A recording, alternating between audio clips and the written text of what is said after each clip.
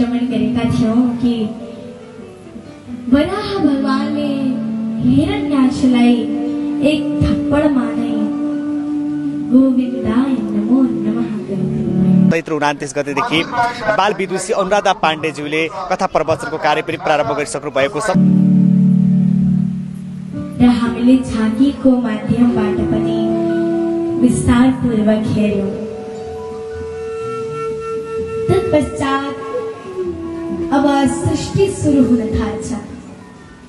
हामीहरूले श्रवण गरेका थियौं कि अब ब्रह्माजी ले सृष्टि गर्न सुरु गर्नुभयो। अहिले हामी यस पोखरा महानगरपालिका वडा नम्बर 17 मा यस बिरौटा क्षेत्रमा ऐतिहासिक श्री गण्डकी कोटीहोम महायज्ञका पूर्व सन्ध्याका विविध कार्यक्रमहरू सञ्चार गरेका छौं। विशेष त कोटीहोम महायज्ञ 2022 साल वैशाख 17 गतेदेखि जेठ 26 गतेसम्म विधिवत रूपमा सञ्चार हुनेछ।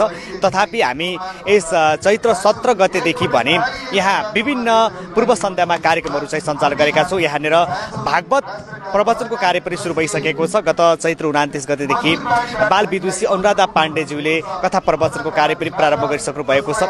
उहाँले आगामी वैशाख 5 गतेसम्म कथा प्रवचन गर्नुहुनेछ। त्यस पश्चात एकदमै चर्चित कथावाचिका देवी प्रतिभाजीको यहाँ आगमन हुनेछ र उहाँले 5 गते पश्चात फेरि आफ्नो कार्यक्रम प्रारम्भ गर्नुहुनेछ। अहिले हामी पूर्व सन्ध्यामा आयोजना गरेको यो विविध कार्यक्रम र यति बेला कथा प्रवचनको कार्यक्रममा पनि भक्तजनहरूको अत्यधिक बाक्लो उपस्थिति हामीले पाएका छौँ। हामी अत्यन्तै खुसी भएका छौँ र त्यसको साथसाथै हाम्रा अन्य विविध कार्यक्रमहरू पनि रहेका छन्। वैशाख 11 गतेदेखि हाम्रा विभिन्न र्यालीका कार्यक्रमहरू पनि आयोजना गरेका छौँ र त्यसको साथसाथै हामी आगामी 3 गते अर्थात् वैशाख 3 गतेको दिन चाहिँ यहाँ भूमि पूजनको कर्म शुभारम्भ गर्नेछौँ र 17 गतेबाट अझ यस ऐतिहासिक श्री गण्डकी कोटीहोमका विविध कार्यक्रमहरू अत्यन्तै तीव्र गतिमा अगाडि बढ्नेछ। यति बेला तयारीका सम्पूर्ण कार्यक्रमहरू पनि अगाडि बढेको छ।